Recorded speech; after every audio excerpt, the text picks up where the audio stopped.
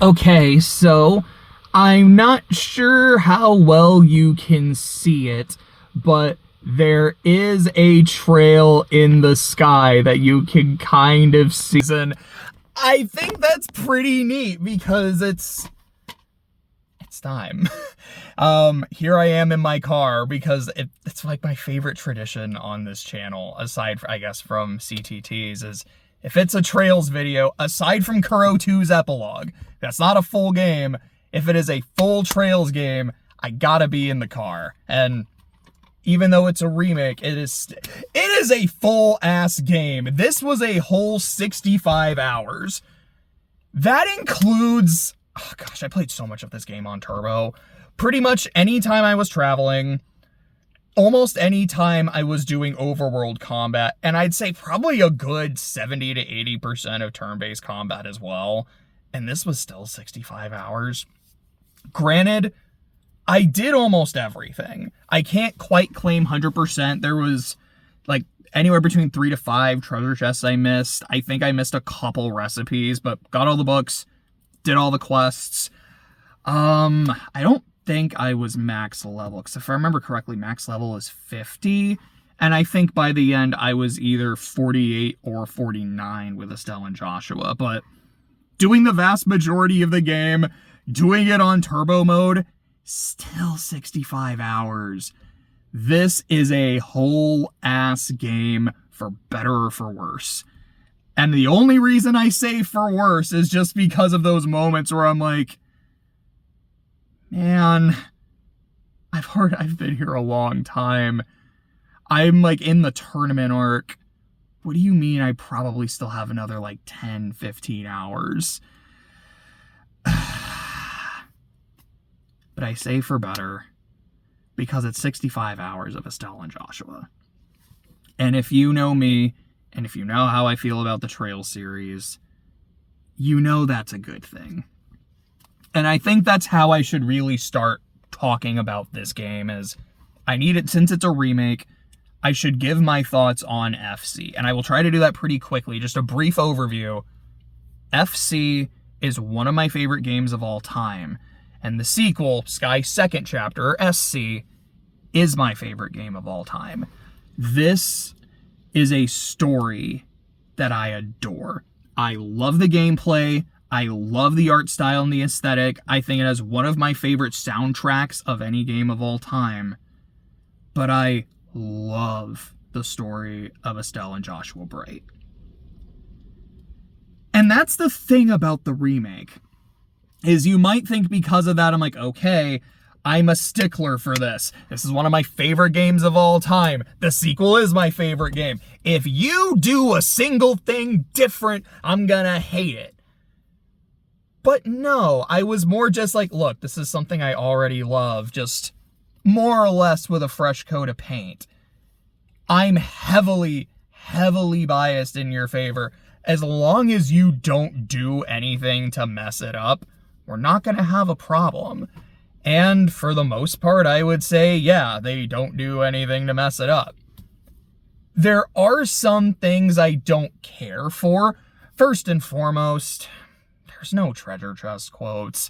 It's a small thing, and it's a thing a lot of players probably wouldn't even notice that, because yeah, why would you bother inspecting a treasure chest a second time after opening it? I think the first time I did it, I just accidentally pressed the inspect button again, then got dialogue. I was like, wait, what?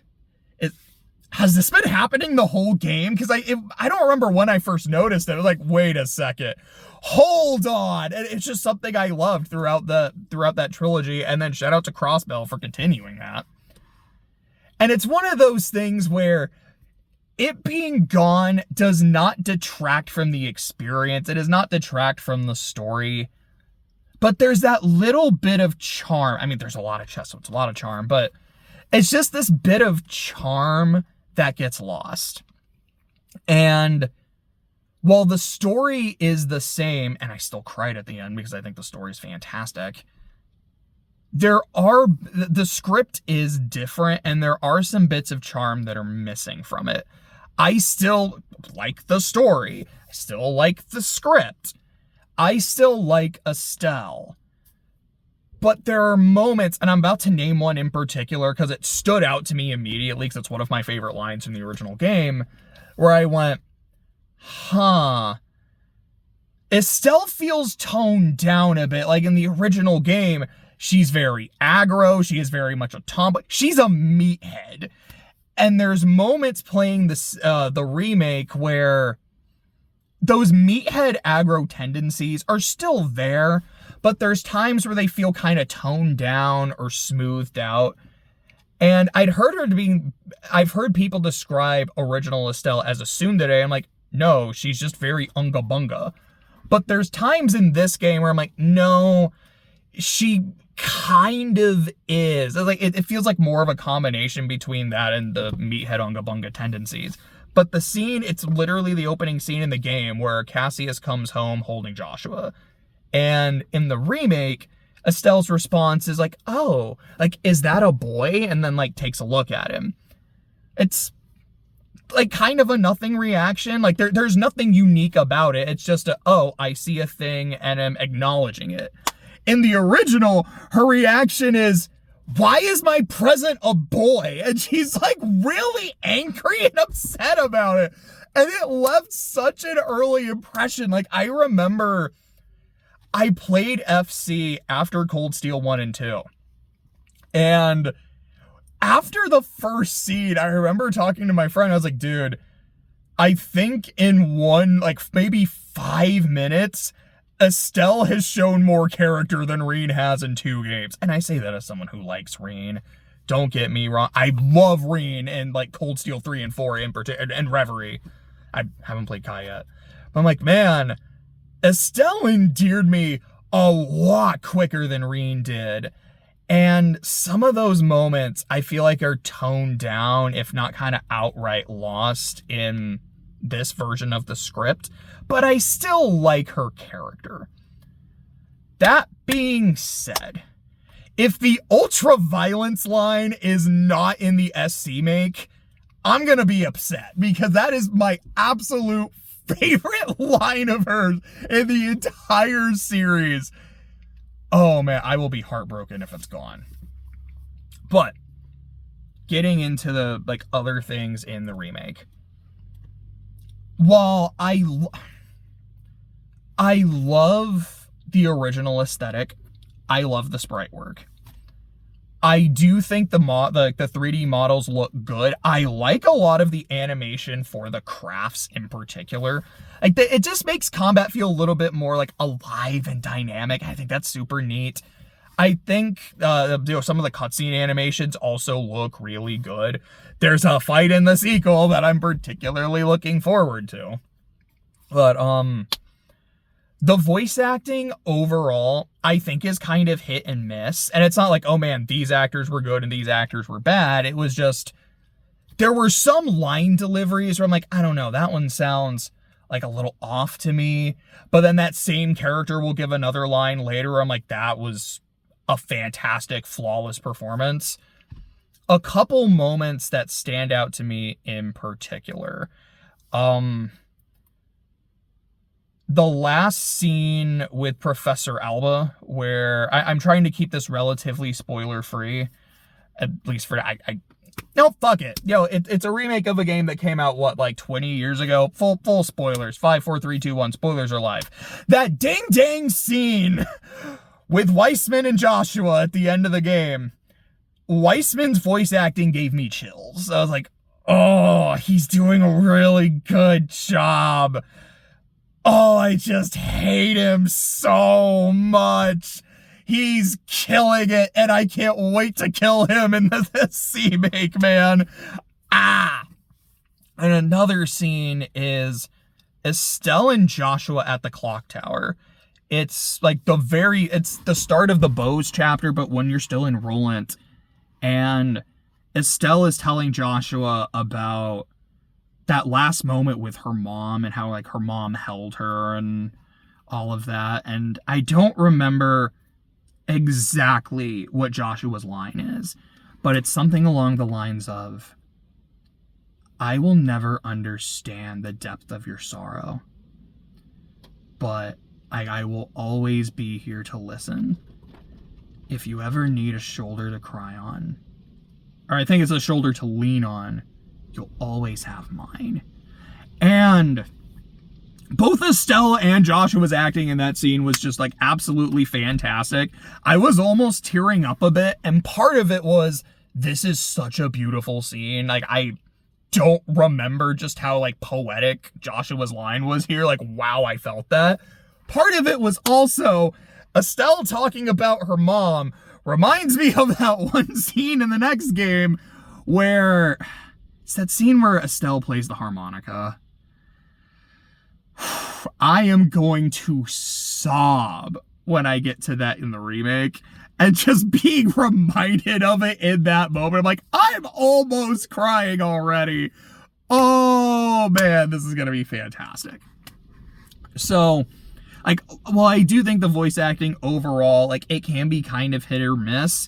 I think it's usually good, and there's moments where it is fantastic. The OST has 3 versions. There's the standard version of a track, the arranged version of a track, and the original version of a track.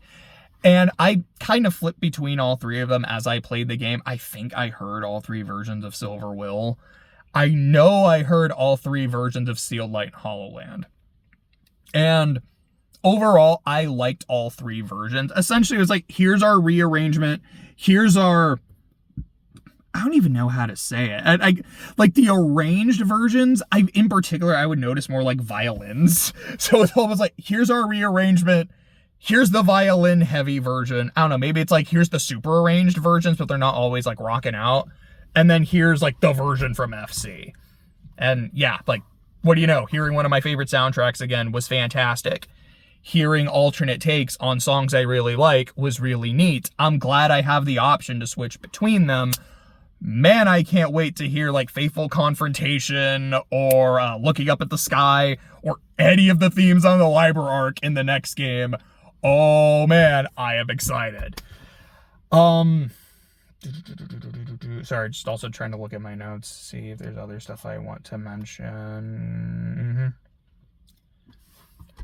In terms of gameplay, so that classic orbiment system is back. And I can't lie, I missed it. Not to say that I prefer it over what we got in Cold Steel, because Cold Steel is just, it's that, but like way more streamlined, and also with just the way, like with subcorches and whatnot, it's a lot easier to break. But I do enjoy the streamlined version, but I think the older system is more tactical, at least for me. Like, I feel like it's a bit more rewarding. And I'll be honest, I don't quite care for how they do it in Kuro. Like, I think it's fine. It's just like, I don't know. It's just kind of weird for me. But I miss this old system, and I was really glad to be able to play it again, and that they didn't... Again, I say this as someone who likes the Cold Steel system. I like that they didn't streamline Sky, and they kept it the way it was, because I think it's still really, really fun. There are a lot of things that they changed, though, that they did streamline, that made the game more user-friendly, and I'd be lying if I said I didn't enjoy it. Like in Cold Steel, there's markers on the map, so you can see like where you gotta go for your next quest. They show where the hidden quests are. There's blue markers showing, like, here's a little event that you don't need to see it, but it's neat. They also do that to mark books, which is incredibly convenient and useful. The game has dungeon maps now, which is probably my biggest complaint of the original. It's why the final dungeon sucked. Because the final dungeon, like, it has a cool aesthetic. The music's fantastic. I like the cool, crazy enemies we're fighting. I cannot navigate it. I don't know how I got to the end without a map. Because seeing it with a map was kind of hard to navigate at points. Like, holy shit. Also, they took out the mechanic of, like, yeah, all your party members are following behind you, which means they can get ambushed, which is another mechanic I hated. So, just thank you for fixing the, like, 2 things in the game that I think really needed to be fixed. And again, with the orbiment system, not fixing something that wasn't broken. But a couple other things. So treasure chests, trapped chests will now bounce, so you know what you're getting into. And there's that little part of me that's like, I don't like this, because it makes it it's not a trap anymore, because you 100% know what you're getting into. So it takes away some of that paranoia, and like, you gotta be prepared every time you open a chest.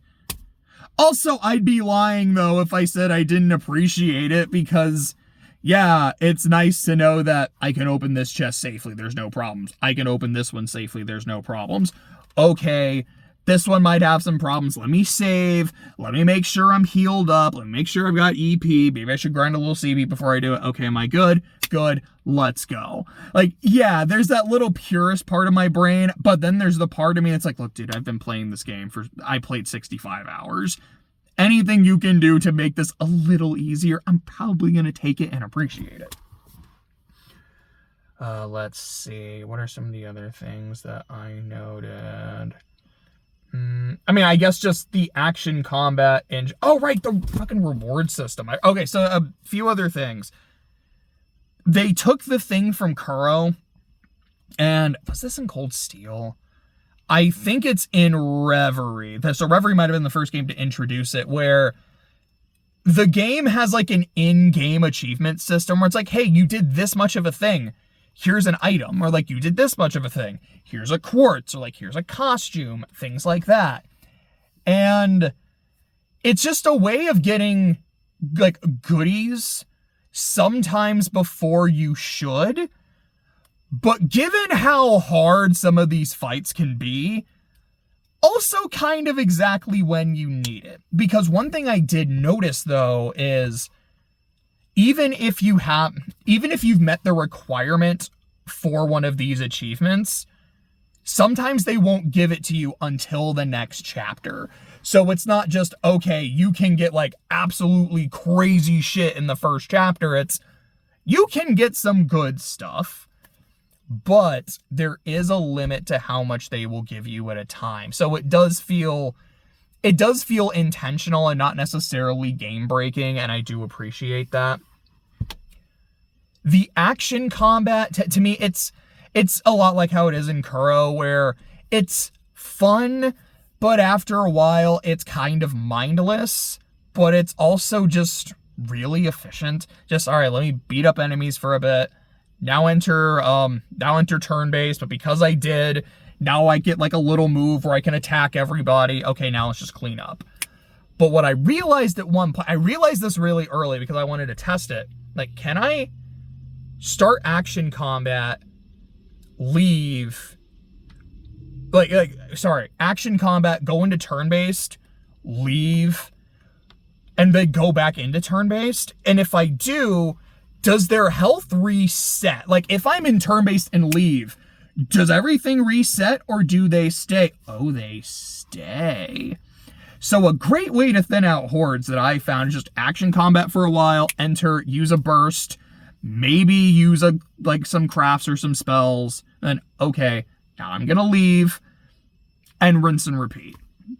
And with like tankier enemies, or like in big hordes of tanky enemies, I found that worked probably way better than it should have. And so the combat links from Cold Steel are back. So how do I want to say this? Characters do have support links, or like XP with support abilities, where they can buff each other, they can heal each other, or they can like take attacks for each other. But you don't have to link with a specific person, so any one person can give any of these buffs to anybody, which is nice, but it's also not reliable. It's useful if it happens, and I felt like as the game went on, they were a bit more likely to occur, but it's not something you can reliably strategize around. And because it's not like, okay, Estelle and Joshua are linked, so they're always gonna help each other, it's not as strategic as a combat link where I'm like, okay, I want to make sure that this person gets this buff on this turn, So he's got to be linked with you, or you, but he can't be with you, that kind of thing. So I don't know, like, I don't love it. I don't hate it. Because as much as I appreciate it, enemies can do it too. And enemy counterattacks are the worst fucking thing in the game. They are worse than rage boosting, which I'll talk about in a second. Because when an enemy counterattacks, number one, if you're using a shield spell, your shield is gone before damage. It is not they attack you and it will always destroy your shield, or counterattacks will pierce. You'll still have your shield, but that damage will go through. It's no. I attack, your shield is gone, then I do my damage. And on higher difficulties, at least, they do a lot of damage. So, and it's not like, oh, okay, well, they can attack you no matter what you would do, no matter what kind of attack you do, whether it's a physical attack, whether it's a spell, whether you're right close to them or all the way far away. It's just, did you do an attack? There's I don't know what the percentage is, so let's just say a 50-50 chance you will just lose like a third of your health. That sucks. And on higher difficulties, that really sucks. They're like, I would like to do damage today, but my character might just die if he does that on his turn, and I really don't want that to happen, so fuck me, I guess. And speaking of fuck me, I guess, rage boosting. So bosses can just get to a certain point where either they've lost a chunk of their health, or like some of their allies have gone down, where they go, that makes me mad. So they buff themselves, so like their attack goes up, their defense goes up, all of that. Their speed goes up, which is really bad in this kind of turn order system. They, so it'll be like their turn, they rage boost, they immediately can act again with their buffs. They don't miss. So if you're running an evade tank build, that's not going to matter when rage boosting, and you also just kind of can't get lucky with that. If you blinded an enemy, they're going to hit you anyways. And because they're so fast, they can just get multiple turns in a row. There were several fights where it was going well. Not necessarily that I had a boss dead to rights. I'm like, okay, this is going well. I got this. I'm in control.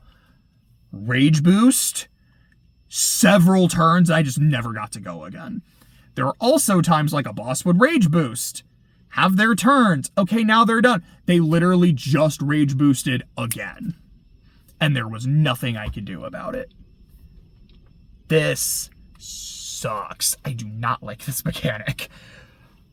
But I feel like I should at least say, because there's so many things that feel like they're in the player's favor, I can't be too mad that enemies and bosses have some things that they can do as well.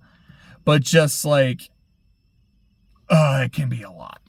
Especially if you're fighting a group and they can all rage boost. If it's just one dude, it sucks. Oh god, that fight with the brain. I'll talk about some of the fights that I found particularly difficult a little later, unless I have them right here in my notes.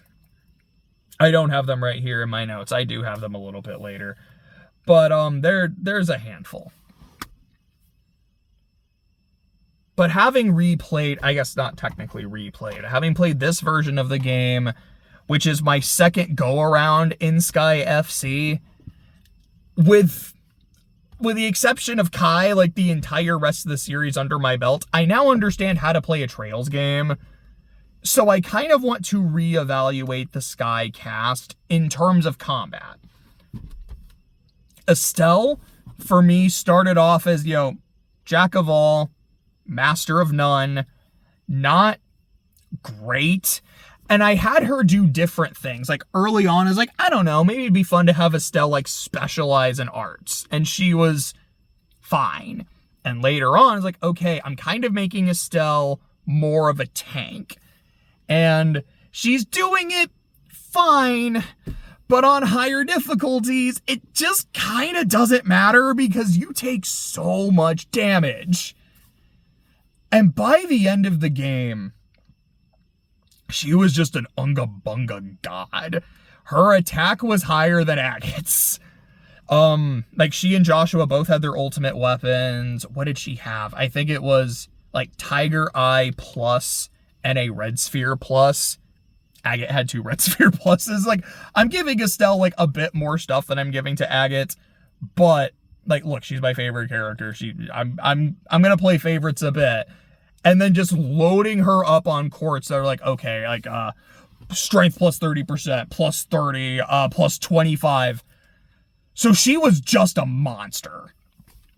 Joshua, I was able, so yeah, early on, he was a mix of strength and arts, and then I had him focus more on arts, and then I just said, okay, how high can I get his evasion? I know with rage boosting, in those parts, it's not going to matter.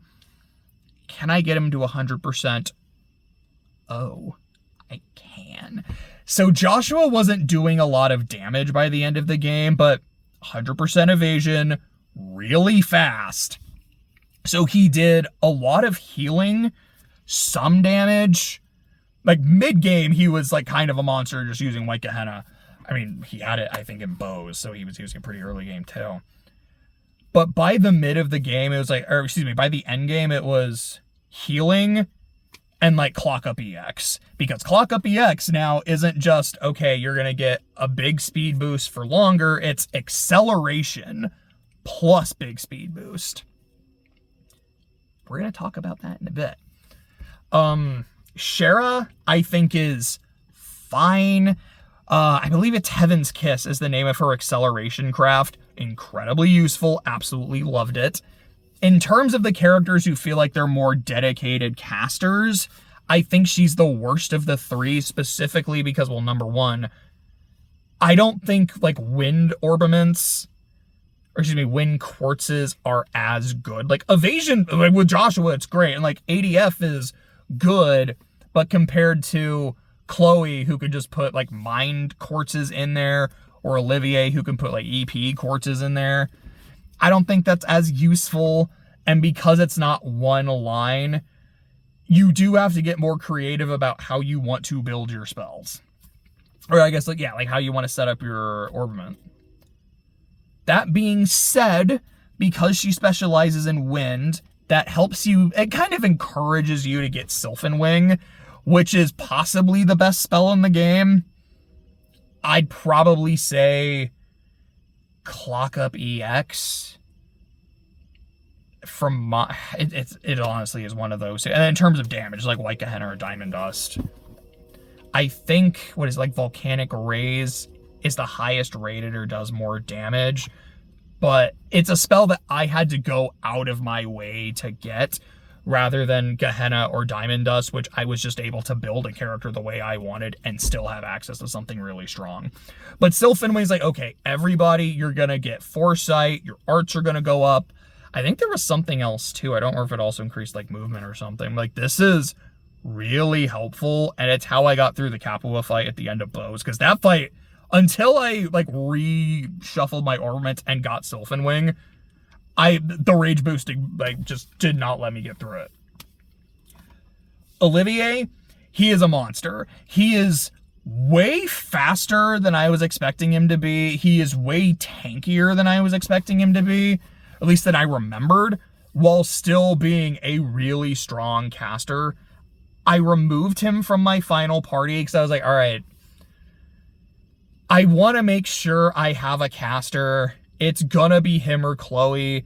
And Chloe's S-Craft, I guess as a transition to Chloe, it's Chloe felt significantly less tanky and less fast, but about as strong. But her S-Craft is the only utility S-Craft in the game, and it's really helpful. So ultimately, I did say, like, I'm going to stick with Chloe over Olivier, but damn, he was doing work. Chloe, the only other thing I also want to say is there's this one craft of hers, I don't remember what it's called, that's also like a big Foresight AoE, and I use that a bit. It helped a lot in that fight against the Ravens. Zin did a lot of work. I remember not liking Zin in the original Sky games. Like, as a character, he was fine, but like in terms of combat, it's like, again, I don't like damage tanks in higher difficulties because the damage output is so high. It doesn't feel like it really matters that much. It's like, as strong as he is, he's just so slow. But in this game, with Clock Up EX kind of mitigating speed when you need it to, Zin was able to put in a lot of work. I liked using him a lot. Then we get to Agate and Tita. What I remember Tita being in original FC was a glass cannon that was more glass than cannon.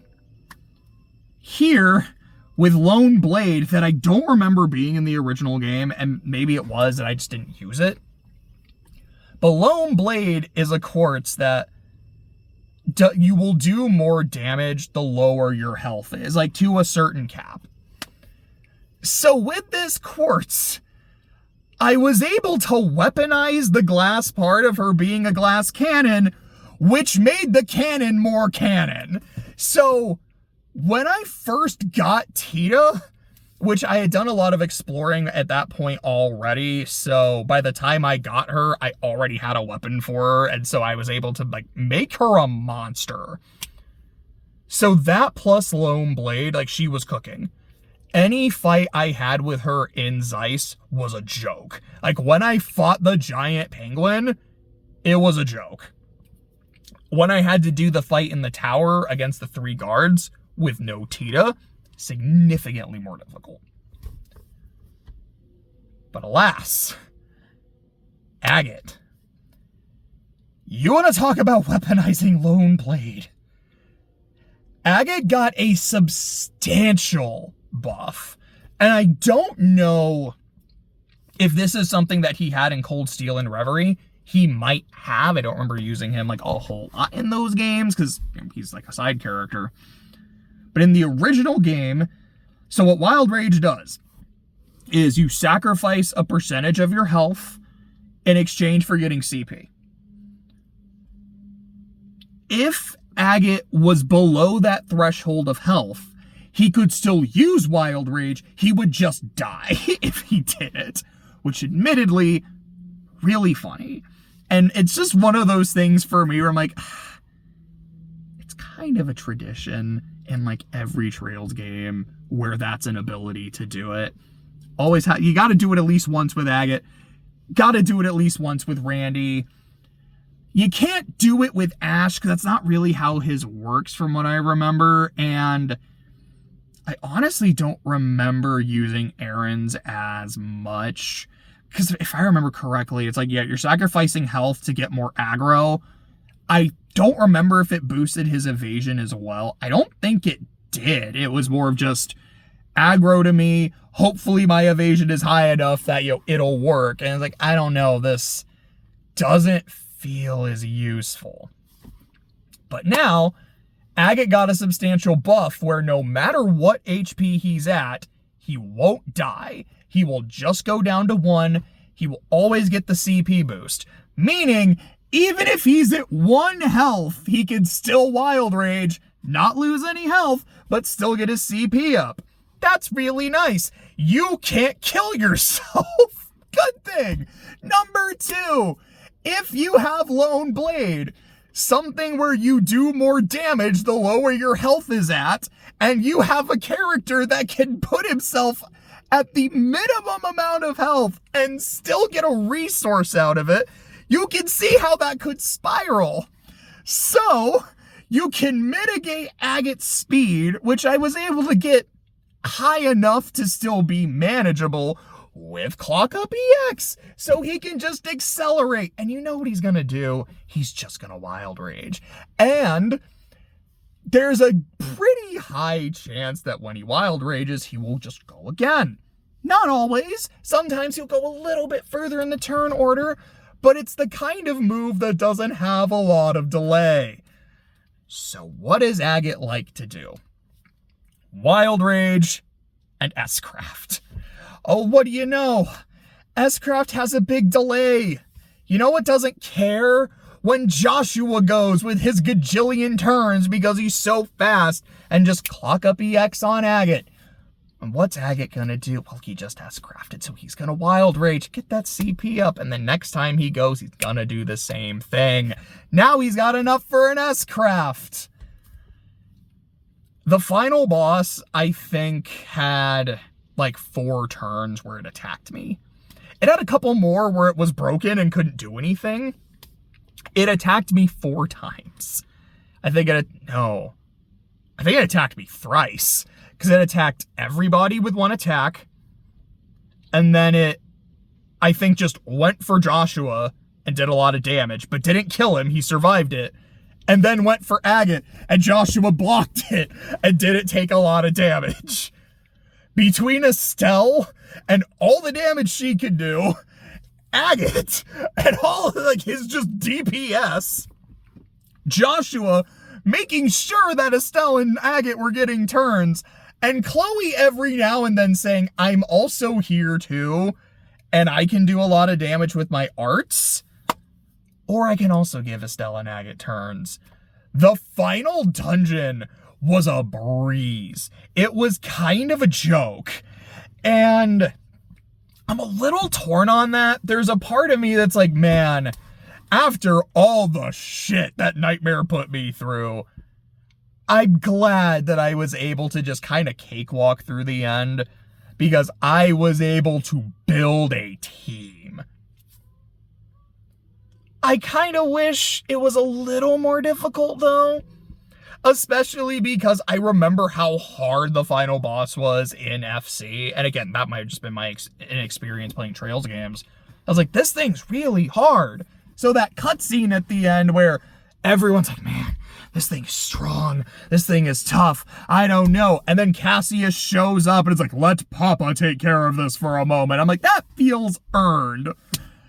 Here, where everyone's like, man, how is this thing so strong? I'm like, guys, it barely did anything. Like, y'all are untouched. I don't know what you're talking about. It's like the classic Cold Steel 2 situation. But talking about the fights, that did give me some trouble. The first boss, like Josette and her Droogs, where like, oh, enemy numbers are a lot higher in this game than I thought. And I don't know how many of these are just inflated on Nightmare, but what was Josette's health? I think it was like 70,000. I was like, why am I dealing with this at the first boss? Oh, this game might be a problem. Like that one, it gave me some difficulty, but it wasn't as hard as some of these others, but just fighting the Capuas at the end of Bows was really hard. The fight with the Ravens, kind of. It took a few attempts, but I deadass, like, had it won on my first attempt. Chloe just missed the last attack and then died. And I was like, really? I gotta do this again. And then it didn't go well for a few attempts. And then I think it happened again, where I was like right at the end, and I missed. And I'm like, ah! But I got it done. It's like, I don't feel like that one was as hard. It just took a bit. But like the Capua fight was legit difficult for me. The fight in the Grand Soul tournament against the Bracer. Oh, sorry. Yes, but the fight in the tower in Zeiss against those 3 dudes, because counters suck. I'm like, I can't attack without just taking damage. And then on their turn, they're going to do even more damage to me. I really don't like how this mechanic works. If it was very set, or like if my shields would work, I would feel fine. If it was, hey, like if you're right up close to the enemy, they can counter you, that's fine. There's like, they counter physical attacks, but they won't counter arts. If there was something like that, it would have felt a lot more okay. I'm like, what is this? I also hadn't really thought about Lone Blade and Agate yet, mostly because I still had it on Tita. And I didn't learn about Wild Rage not killing him until I actually tested it out way later. Because with how difficult that fight was being, I didn't want to risk accidentally just killing Agate. That one gave me a lot of trouble. Then the fight with the bracers in the tournament, where we have 4 enemies who, again, can just, like, counter and shit. Don't love it. 4 enemies that can rage boost. Don't love it. My first attempt, I thought was going well. Annalise is down. Karna's down. Now I'm focusing on Kurt, and then Kurt's like, okay, I'm just gonna res one of them and give them, what, I think it was like 33,000 health left. I'm like, that's a lot. And he's like, okay, well, like, I'm rage boosted, so I'm gonna bring the other one back because I just have more turns. That's a lot of health. And then, like, they start rage boosting, and it just goes out of control really quick. Kurt also has this fucking craft that will just heal all of them for different, like, the same number every time, but different numbers for each. He heals himself for 20,000, and the others, it's like anywhere between 14 to 18, I think, depending on the person. Which is a lot. Especially when there are turns where I'm like, I need to use this turn applying a buff to heal. Not every turn can be spent attacking, especially because I have to worry about getting countered. So the fact that he can at any point just say, I'm just going to heal everyone for a lot, really sucks. Also, because it's a craft, I can't just use Anticept to mute him to make sure he can't do it. Because, like, yeah, I've got stuff that can seal, like Estelle's S-Craft, but the chance of that is not as reliable. And if my best thing that can do it is an S-Craft, I can't always use that. Also, if I use an S-Craft, the severe delay, they're going to get a lot more turns as, like, punishment for it. That fight was hard. I don't even remember what I did differently on my successful attempt, but there was something I did, because, like, I rebuilt my characters for it, and I genuinely don't remember what I did differently. I'm like, okay, let me do some different shit. Let me put on the fit, which there was a point in the game where, like, I played around with different costumes. My favorite costume for Estelle, what I had her in default for most of the time once I got it, was her outfit from the play, because it's awesome. I think it was like that and just like a pair of glasses. But when I had to get serious, the fit was the Neo Bracer outfit, which I just like the look of. It reminds me of her look from SC, but a bit different, with a very different color scheme. I don't know what the color scheme comes from. Like, I like the colors here. Like, this is just cool. With the mascot head. Because I love the mascot head. There, just anytime there is a cutscene. I had Joshua wear it on occasion. I had Estelle wear it a lot. And just like, okay, this fight in the tower is really hard. Let me put on my mascot head. Oh, this was easy. The fight against Kurt and the boys were really hard. Let's get dangerous.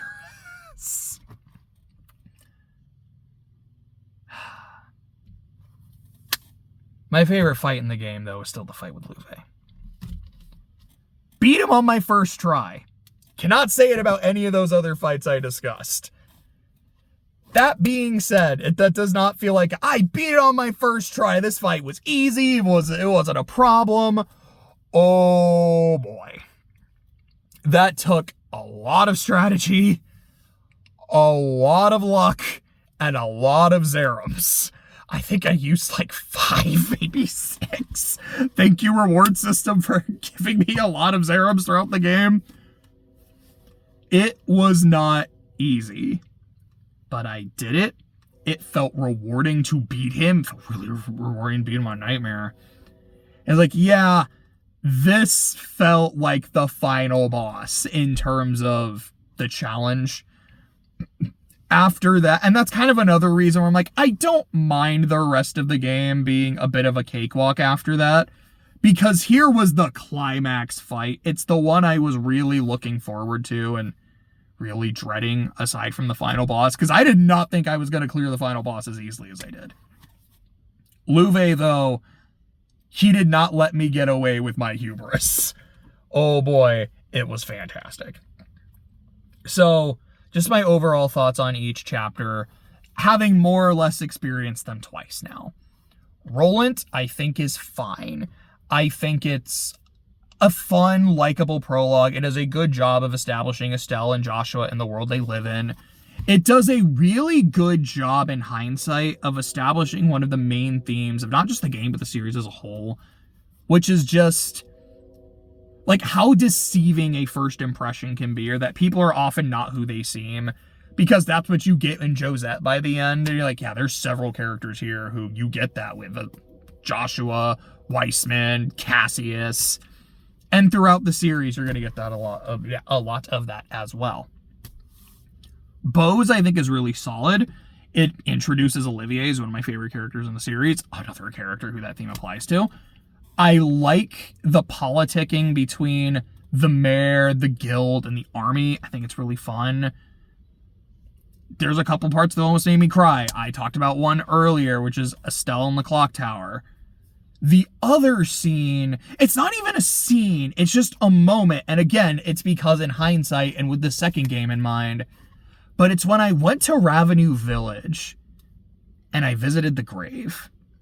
And just like, yeah, that's Misha's name. It's something you can find as early as the first chapter of the first game, and it will mean nothing at that point.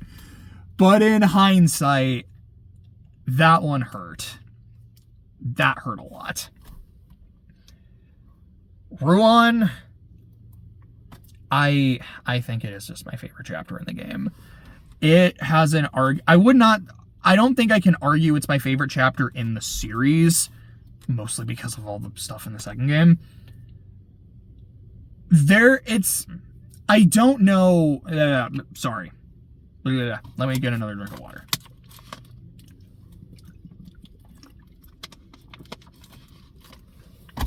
It is one of my favorite chapters in the series. I don't know where it would land because I've never made that list. Maybe after I play Kai, which I'll probably just wait till it comes out in like a month or two. Sorry, it's January or February, I think. Maybe I will just do what are my favorite chapters in the series, and I'll probably cap it at like 10, 15. I don't know. We'll figure it out.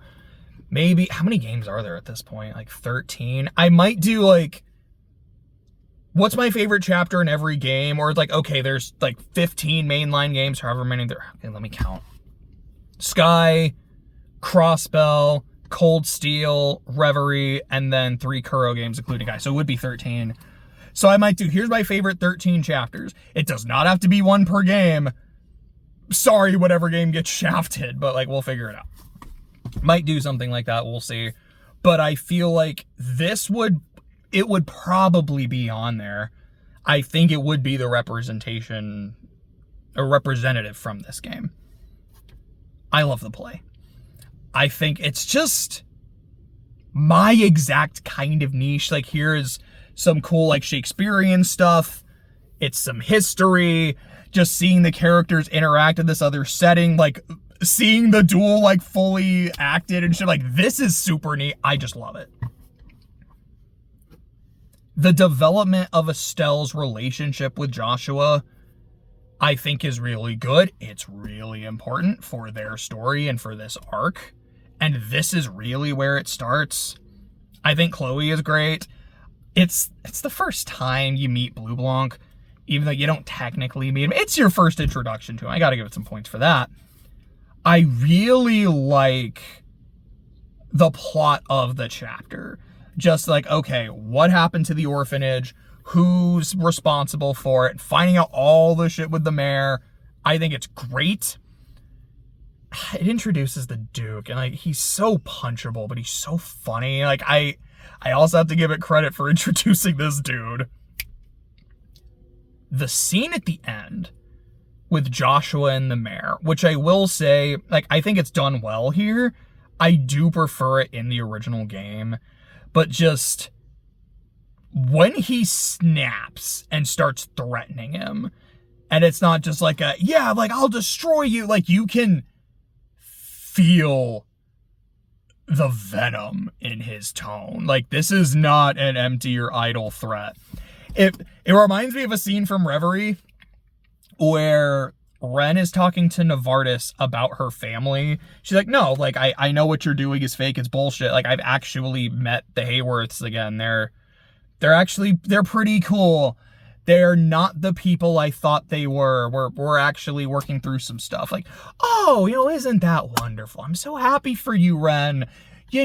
Maybe I should extend an invitation to them on your behalf. And I think she deadass says to him, like, if you touch them, I will flay you alive. Like, cool. Do you want to keep your skin?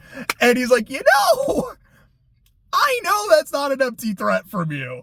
Even though, you're with the Brights now, like, you're in a good place, you still have that edge. I am not gonna push my luck. That scene at the end of the Ruan chapter has that same energy to it, and I love it. I absolutely adore this chapter. I think Zeiss is fine. Like, I do, again, like the politics stuff, and this is when the story is really starting to of the overall game is really starting to take shape. I just don't like navigating the Central Factory. I never have. But I like the chapter, and I will also say, in hindsight, I love Agate. There's so many moments where I'm like, okay, the first time I played this, like, I liked this scene fine. Now that I really know who he is, this is hitting hard. Yeah, it's good. Grancel is fantastic. It's arguably better than Ruan. It's got a tournament arc, which I really enjoy. Olivier comes back, which I really enjoy.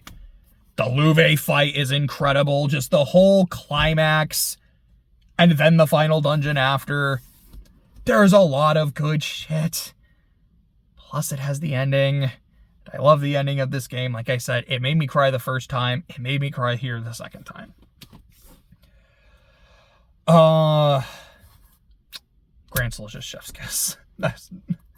So overall, that's Trails in the Sky the First. I think it does its job well. It takes FC and it makes it a lot more accessible, both in terms of like the mechanics of the game, but also now it's on a lot of other platforms. It gives the game a fresh coat of paint without really trying to like reinvent it or invalidate the original's existence.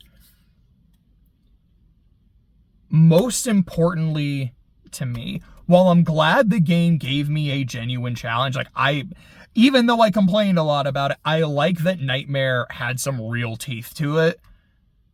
And like it had teeth and it was consistent, not just, okay, the game's kind of hard at the start because you don't have a lot of options, and then the final boss is brutal, but the rest of it's kind of a cakewalk. Like, no. Throughout the game, there are a lot of fights that had me really think about, how do I want to proceed? What am I doing wrong? Let me reevaluate. Let's go. And I love that feeling. But most importantly to me, even though there's aspects of the script that changed and some I don't care for, the core of the story and the characters are still intact, and they got the ending right.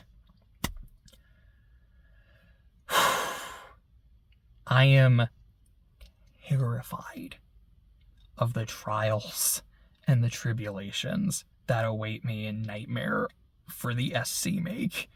I really don't want to play that game on Nightmare. But I know I'm gonna.